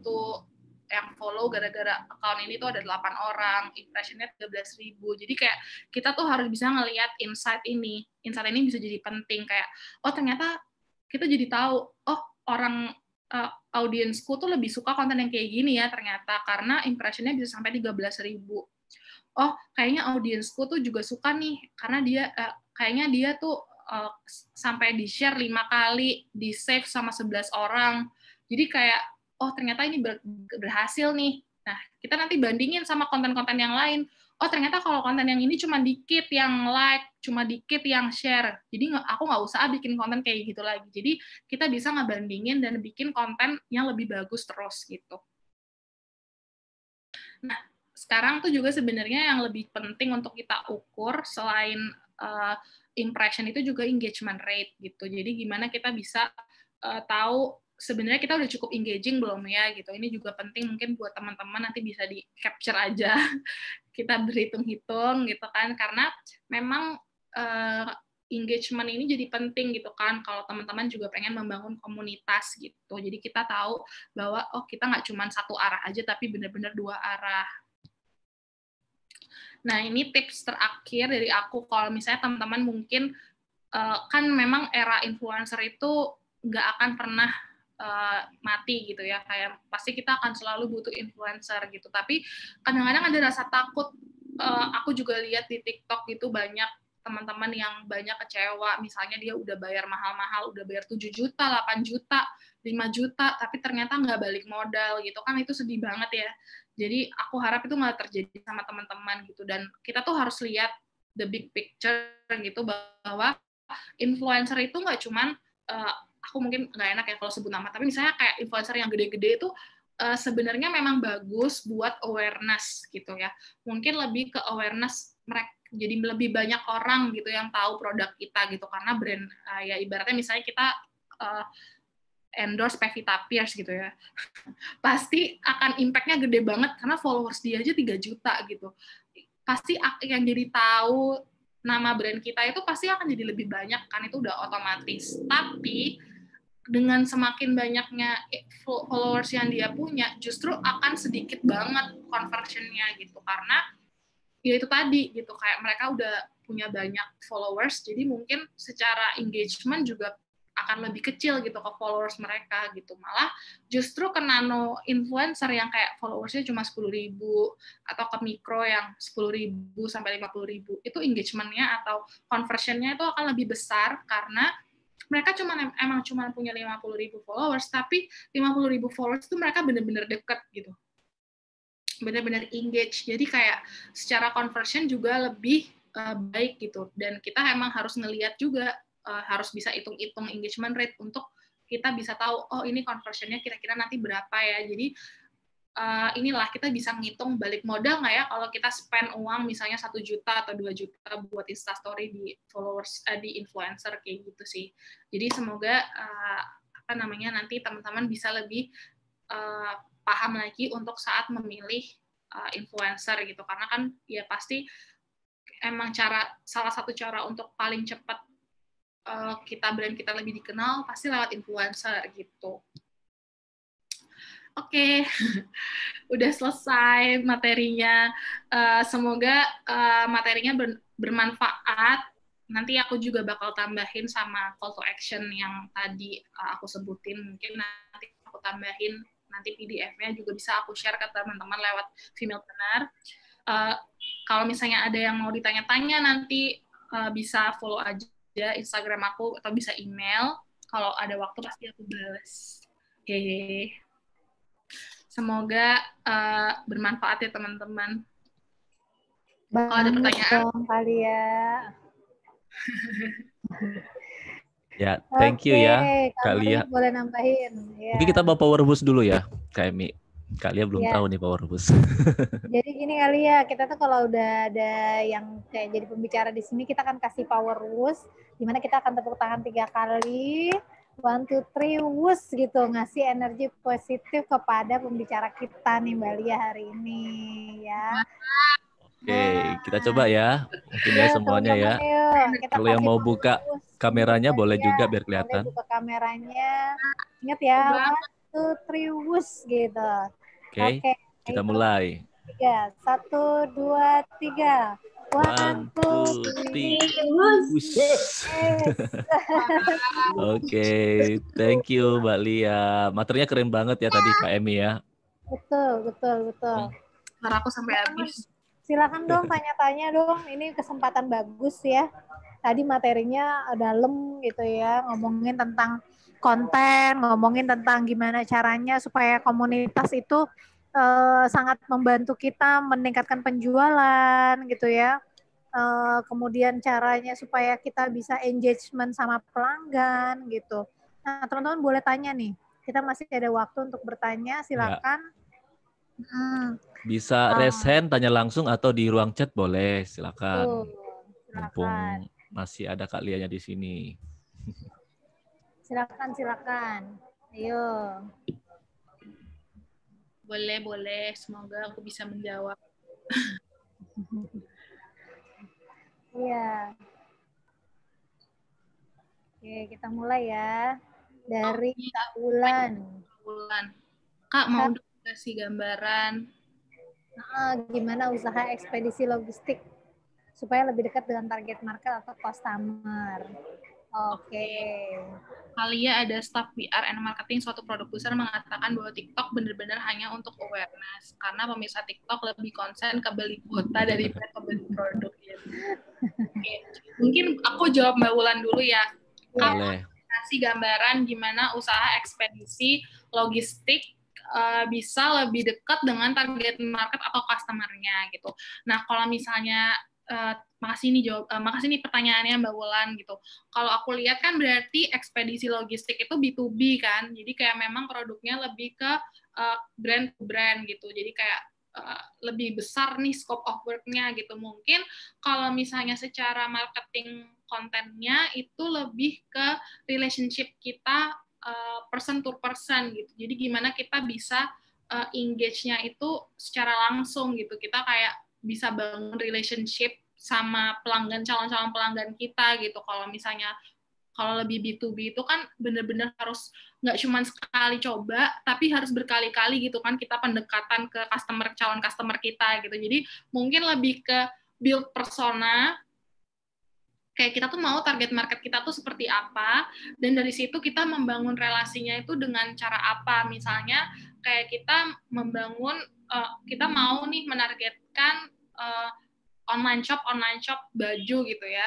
Nah, mungkin kita bisa tahu apa sih sebenarnya pain point mereka gitu. Kayak apakah mereka tuh dengan ekspedisi atau logistik yang sudah ada sekarang, mereka tuh merasa kayak misalnya kurang cepat atau merasa kayak mereka harus repot administrasinya segala macam. Jadi kayak kita harus tahu juga nih pain point-nya mereka apa, yang bisa kita bantu, yang bisa kita scale up gitu untuk usaha kita gitu ya. Jadi kayak produkku mungkin bisa cocok nih buat kamu gitu.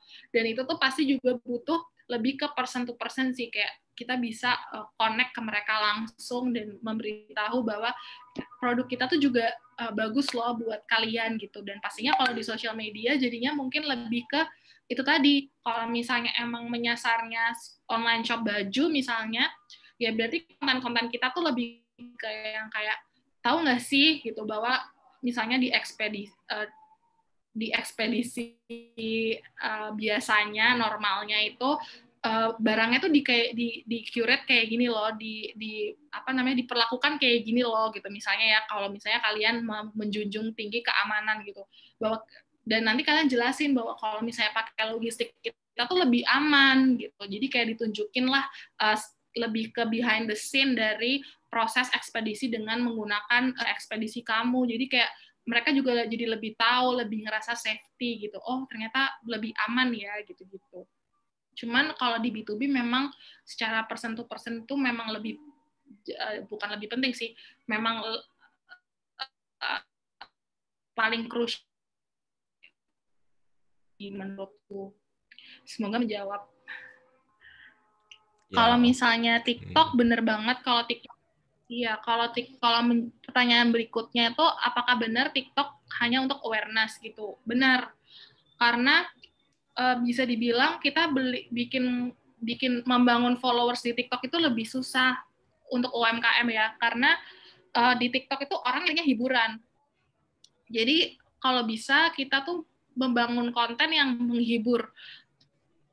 Followers itu bonus deh gitu. Pembeli atau followers itu bonus, karena jatuhnya itu kita kita pakai TikTok biar orang tahu dulu gitu. Jadi misalnya kita jual coklat, ya kita bikinin konten cara-cara membuat coklat gitu. Jadi semoga aja itu masuk ke FYP orang-orang. Tapi ya kita nggak bisa berharap lebih, karena memang kalau di TikTok itu bukannya orang jual, bukan buat orang jualan, tapi buat orang bikin konten gitu yang menghibur. Jadi memang kayak gitu sih. Kalau memang sekarang kayaknya masih Instagram ya yang emang benar-benar memberdayakan UMKM. Terus ada Cassandra nih, Mbak Cassandra ini katanya 4 bulan lalu tuh nggak ada income dari online karena barang yang dijualnya telat karena pre-order ya. Jadi mungkin dia barangnya barang import. Yang laku hanya barang yang ready lokal, itu pun hanya teman terdekat. Sejak itu mulai drop dan bingung mau menghidupkan semangat jualan online-nya. Kira-kira apa yang pertama saya buat, konten apa? Aduh. Jangan drop ya, Mbak. Semoga semangat terus ya, Mas. Iya, Pak. Karena emang 2020 nih jadi tahun yang berat ya, apalagi nih kalau pre-order gitu. Temanku juga ada yang kayak beli produk gitu di Alibaba, terus dia jualin lagi gitu kan, kayak pakai sistem pre-order, misalnya case-case gitu. Nah, menurutku kalau misalnya Mbak Sandra pengen menghidupkan konten, kira-kira ini kan berarti pre-order ya, karena pre-order import. Kalau misalnya berarti produk-produknya ini lokal. Akhirnya sekarang yang dijual yang ready, yang beli lokal. Jadi mungkin bisa lebih kontennya ke yang produk-produk yang emang ready kan ya. Jadi kayak memang yang kalau misalnya memang yang sekarang bisa Mbak jual adalah produk-produk yang ready, berarti mungkin bisa bikin konten terkait si produk-produk ini gitu, bukan produk-produk yang pre-order, karena kalau pre-order berarti kan akan sulit lagi di logistiknya gitu. Jadi mungkin udah bisa disesuaikan lagi sama produk yang ready sekarang gitu. Terus ada dari Kamu Tiara. Kamu Tiara, ya. Gimana supaya produk yang kita jual terlihat jelas sama konsumen. Karena sekarang banyak saingan dengan harga yang biasanya lebih miring, sedangkan kita bukan tahun pertama. Jadi bisa kayak reseller gitu ya, Kak Mario. Iya, betul. Banyak saingan. Karena jualan online juga sekarang udah mulai banyak ya. Iya, sekarang jualan online tuh udah, ya semua juga jual online gitu kan pasti.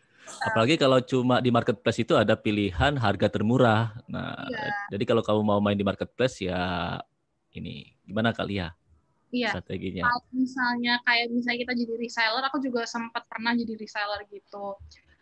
Yang harus kuat itu sebenarnya kalau di reseller gimana testimoni dari penggunaan produk tersebut gitu. Jadi kayak kita dan kalau misalnya biasanya reseller itu kan sebenarnya menang daerah ya.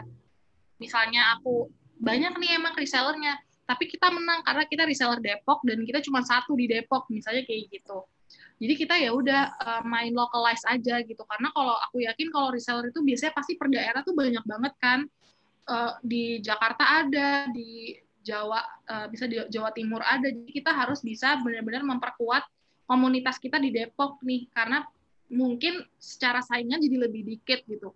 Ibaratnya kita harus jelas, misalnya reseller Depok gitu, atau reseller daerah X gitu, bisa ongkir, bisa send di hari yang sama. Jadi kayak kita keluarin tuh jurus-jurus kita untuk supaya nangkep pembeli-pembeli di yang ada di sekitar kita gitu. Jadi mungkin lebih ke localize konten gitu. Jadi supaya benar-benar dekat sama pembeli yang ada di sekitar area kita. Misalnya kita ada tinggal di Depok, misalnya aku sotoy banget ya, karena misalnya Mbak Mutiara tinggalnya di Depok.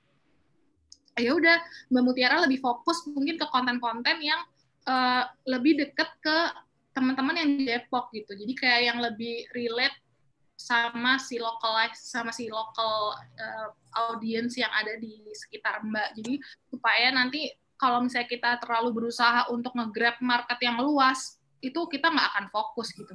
Kalau kita berusaha menjual produk kita ke semua orang, malah nggak akan ada yang beli gitu kan, kalau kuncinya. Jadi kita mungkin harus menargetkan, oh iya nih aku tinggal di Depok, supaya reseller, gimana ya caranya supaya semua orang yang di Depok beli di aku, bukan di reseller lain gitu. Iya, setuju sih. Jadi ada namanya Google My Business ya, Kak Lia, itu lebih localize. Jadi ketika dicari, misalnya baju di Depok itu muncul. Jadi mungkin bisa memanfaatkan yang lokal-lokal seperti itu juga ya. Iya. Jadi yang terdekat. Sama personal branding juga bisa, karena biasanya orang itu beli bukan hanya produknya tapi ke siapa gitu. Harus ramah. Karena saya juga kalau beli gitu pertama saya chat itu ketiga penjual. Kak ready. Yang jawab duluan yang saya bayar akhirnya kan. Iya. Gitu. Yang kadang-kadang juga bahasanya juga harus kayak, hai Kak, gitu. Kalau kita senyum tuh kadang-kadang kita ngerasanya wah jutek banget, padahal sebenarnya kan nggak jutek, tapi kita kayak nggak pakai emoji, nggak pakai tanda senyum, kita bentuknya jadi jutek gitu kan. Betul, semoga menjawab ya Kak Mutiara. Ini ada lagi dari saya bantu bacain ya Mbak ya, dari Pizza Crunchy. Nah, Kak, saya jual pizza di semua platform online. Namun untuk optimasi saya bingung atur waktunya karena harus heboh dengan orderan. Ini biasanya nih UMKM kan kayak gini kan, dia semuanya dikerjain sendiri. Wah, Superman gitu ya. Chief Everything Officer. Semuanya dikerjain sendiri gitu ya. Apakah harus mulai meng-hire orang untuk desain? Karena dia belum membudget karena sangat mahal. Mohon sarannya gimana? Ya ini juga salah satu cita-cita aku sih, pengen punya kayak design house gitu atau kayak freelance gitu yang desainnya itu ramah di UMKM. Tapi memang iya. Jadi buat Mbak Pizza ini siapa nih namanya? Pizza namanya siapa? Pizza Crunchy. Jadi Mbak Anggi, Mbak Anggi. Oh, Mbak Anggi. Aku tuh pernah kan kita selama aku bergabung sama tim staf khusus Mbak Putri, aku banyak banget nih ketemu UMKM dari makanan,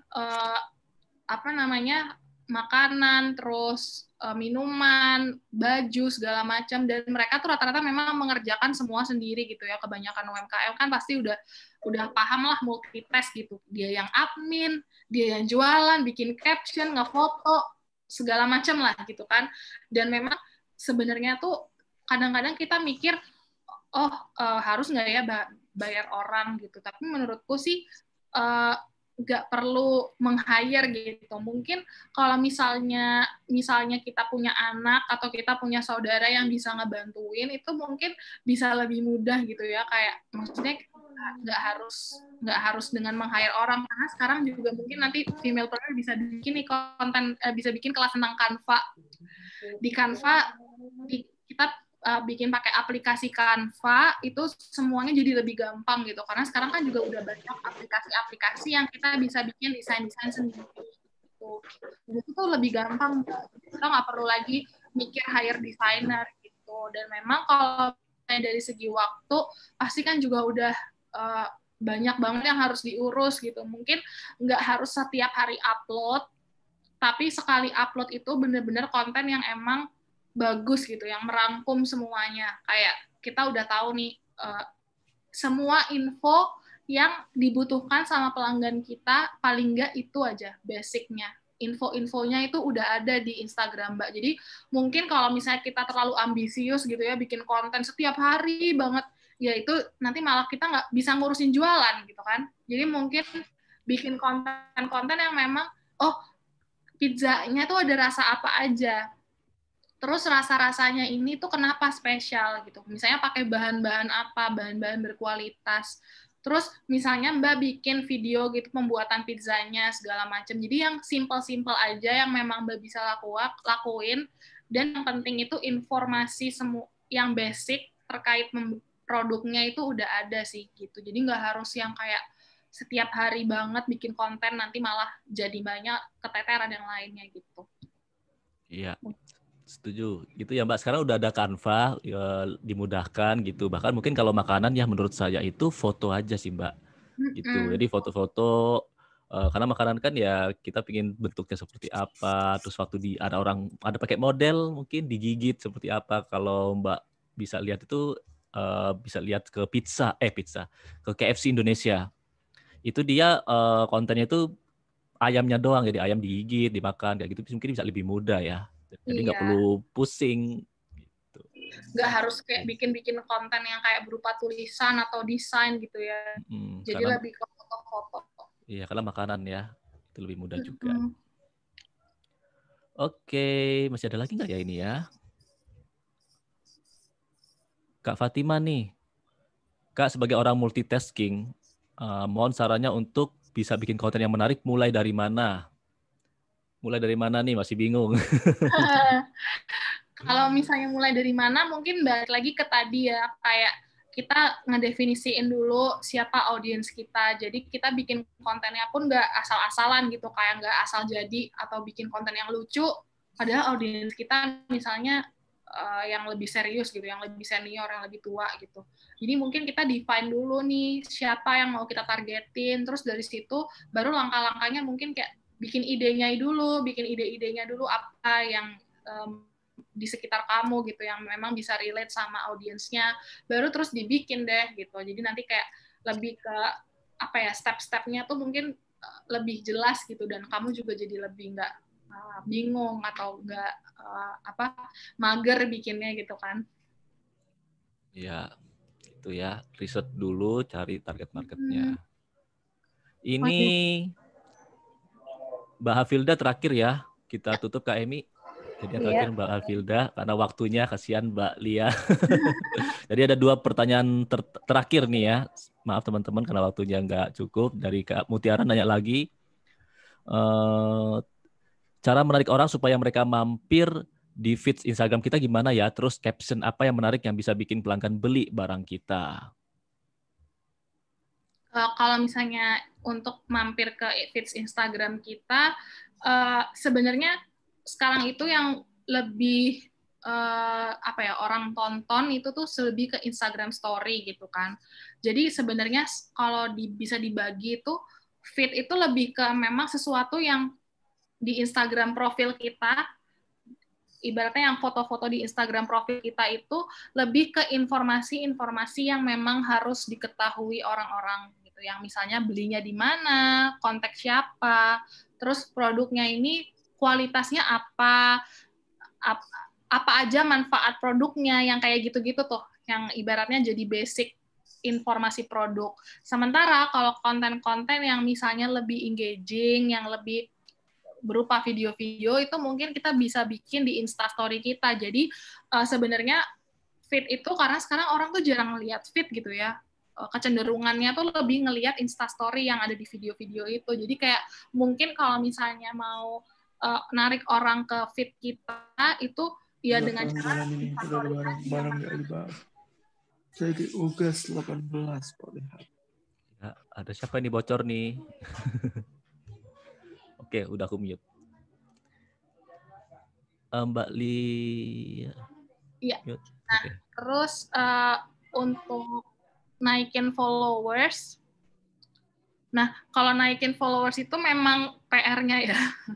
Yang paling PR dari Iya. bikin konten adalah naikin followers-nya gitu kan. Jadi ini juga sekarang aku lagi bikin usaha dan aku juga lagi naikin followersku. Itu susah banget emang. Cuman secara ibaratnya gini, kalau misalnya di marketing itu kalau kita mau acquire orang, berarti harus ada cost yang kita keluarin pasti kan. Kita harus ngeluarin iklan ya. Ya, iklan. Gitu. Lebih bisa ngejelasin juga. Kayak sekarang kan iklan tuh kita bisa mulai dari 10.000, 100.000. Jadi kita nggak perlu sebenarnya ngeluarin banyak banget uang gitu, tapi kita keluarin aja dulu 10.000, 50.000 untuk ngiklanin produk-produk kita gitu. Tapi cara yang paling kalau misalnya untuk naikin followers tuh sekarang di pengalaman aku memang masih ke influencer sih. Jadi kayak coba aja di yang followers, nggak usah jauh-jauh followers yang 10.000, 50.000 gitu ya. Ke teman-teman sendiri aja yang 5.000 gitu, yang 4.000, 2.000 itu lumayan 1, 2, 3 gitu. Dan kalau ke teman kan mungkin kita harus bayar gitu kan. At least kita bisa kasih barang kita aja gitu. Terus kalau misalnya naikin followers itu juga masih di kuis sih Mbak, kayak kita kuis tapi followers si yang ikut kuisnya wajib follow kita gitu. Jadi masih yang kayak gitu-gitu sih, kuis, iklan, sama kita share produk kita, bantu promo produk kita lewat teman-teman kita sendiri gitu ya. Mungkin followersnya udah 5.000, 3.000, 10.000 gitu sih, biar lebih nggak terlalu cost. Iya, betul. Ini juga yang saya juga lakukan ya. Jadi saya minta semua teman saya, upload dong acara FOL ini. Kayak gitu. Jadi bisa memanfaatkan kalau teman-teman punya banyak teman bisa dimanfaatkan gitu yang gratis-gratis dulu gitu. Dan memang harus siapkan budget ya, siapkan budget buat marketing, buat ngiklan, nggak perlu yang gede-gede dulu, yang kecil-kecil dulu gitu ya. Oke, itu tadi yang terakhir tadi. Terima kasih semuanya ya. Silakan Kak Emi. Ya, yang pasti Mbak Lia sekali lagi makasih banget ya. Hari ini teman-teman UMKM kami tuh tercerahkan. Ya, karena konten ini sesuatu yang menarik dan penting untuk di era sekarang terutama ya. Kita nggak bisa lagi jualan hanya sekedar mengandalkan offline. Kita tahu sekarang semua orang udah menggunakan online untuk melihat bagaimana supaya membeli sesuatu produk atau mengetahui sebuah produk ya.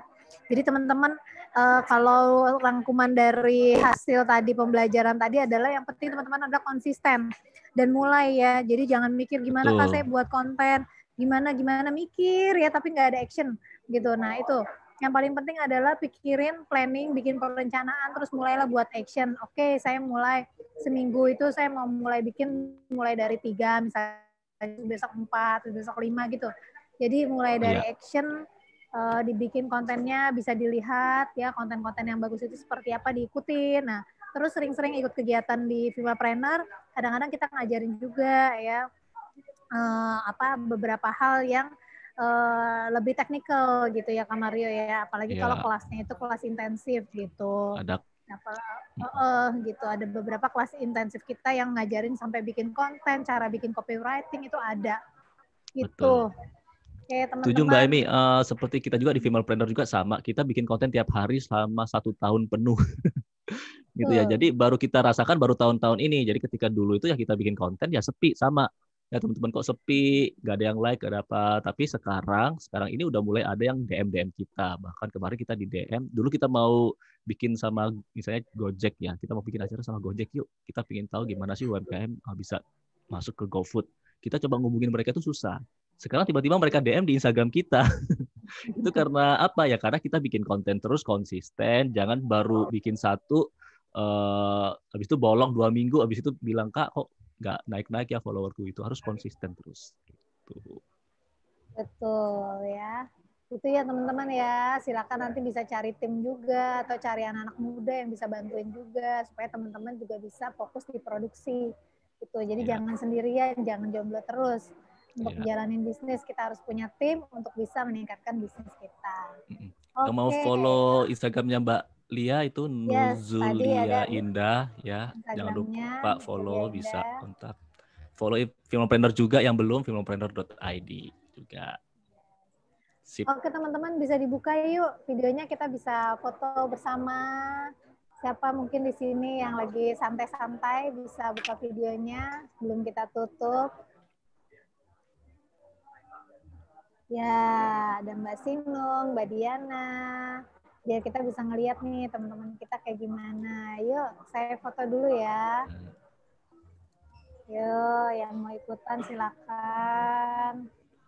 1, 2,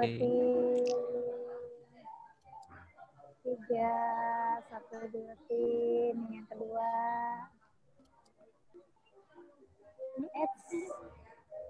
Kemudian yang ketiga.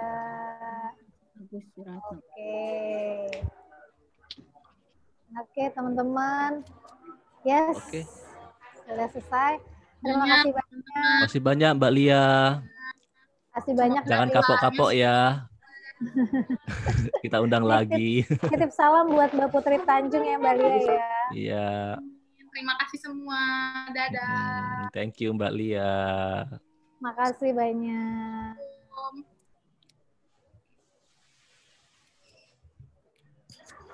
Ya. Oke, Kita teman-teman, sudah terima kasih. selesai. Kita stop recordingnya.